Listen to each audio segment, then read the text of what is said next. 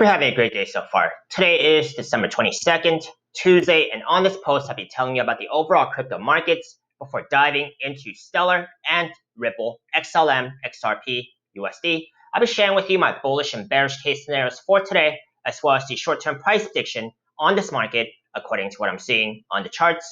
Before I begin today, if you guys are watching me on YouTube, please subscribe. If you guys are watching me on TradingView, do follow me, as I'll be keeping you updated on the latest crypto setups on my watch list, regardless if it's a good day or a bad day. If you guys don't want to support me and don't already have a Webull brokerage account, you guys can use my referral link down below.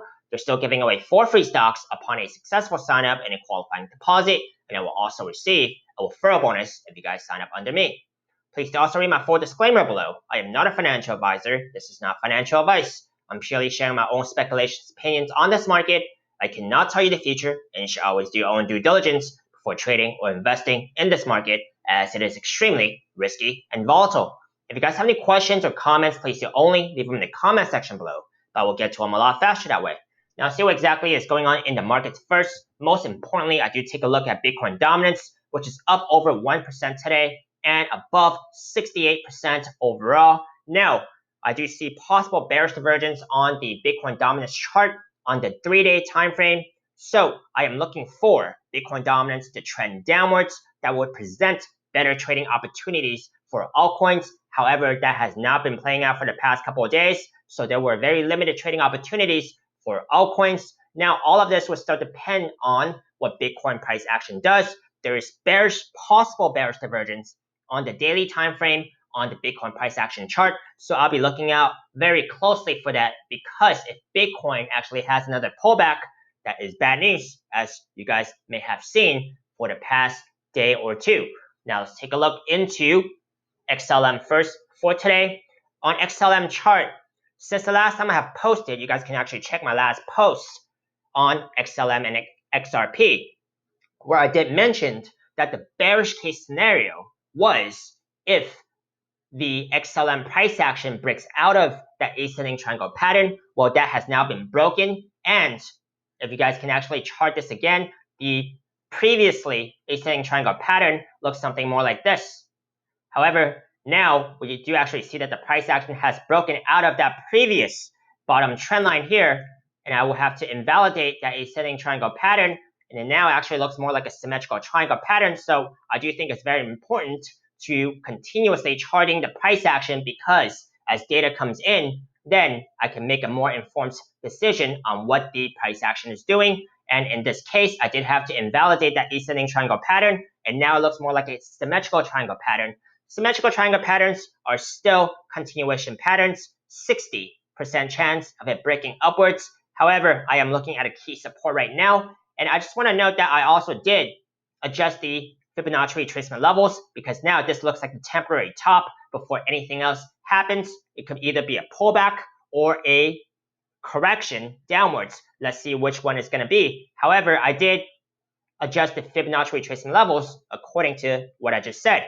Now, the price action is at about the 0.618 Fib level for this very short-term top rate here, and it's about 15.5 cents. So I do think it's very important for this Fib level to actually hold in order to keep the symmetrical triangle pattern intact. We do have about a little under 2 hours until this daily candle close. So let's see what this price action does, and let's see if the symmetrical triangle pattern could hold. Now, that is the current situation of XLM. Let's explore the bullish and bearish case scenario. Bullish case scenario, very simple. If the price action can actually bounce off this Fibonacci retracement level and basically the bottom trend line right here and take a swing at this top trend line, this tells me that the symmetrical triangle pattern is going to hold for now. If it actually holds, the measured target, if it actually gets to the apex of the triangle, is going to be about 27 cents. So let's see. The top trend line here is about 23 cents. The bottom of the pattern here, which I would take this wick as the bottom of the pattern, will be about 14 cents. So about 9 cents difference, and then adding it back to about 18 cents, so 27 cents to be approximate. That's the measured target. May or may not be reached. It's only theory. So this is something I'm going to be paying attention to, and that is the bullish case scenario. Bearish case scenario, if the price action actually breaks below this Fibonacci retracement level, the next level of key support I'll be looking at will be the 50 simple moving average, which is currently upward sloping, and it's currently about 14 cents right now. So that is the next level of support if the price action actually breaks this bottom trend line and possibly invalidating the symmetrical triangle pattern. Now, these are my bullish and bearish case scenarios for XLM. Let's take a look into XRP now.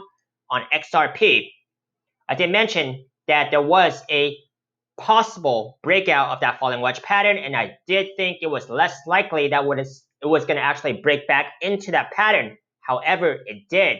It was not able to actually get a solid close above the daily 21 simple moving average. And then one of the possible bearish case scenarios was, I think, it was going to retry to actually reclaim a close above that daily 21 simple moving average. That did not happen. And now it has actually broken back into that previously posted falling wedge pattern I had talked about.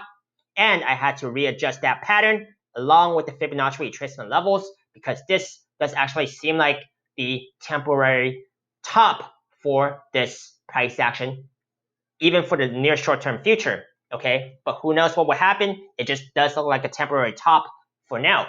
So currently, I had to readjust the pattern into a bigger falling wedge pattern. Still, falling wedge patterns are bullish reversal patterns. However, it is very important, and I stress this, at least for myself, that I would consistently look out for what's going on in the price action and readjusting what the chart is doing, and possibly readjusting the pattern according to any new data that's coming in from price action. And now it does actually look like there is a bigger falling wedge pattern that's in play. However, the next level of key support here seems to be about the 0.5 fib level, and it's about 42 cents.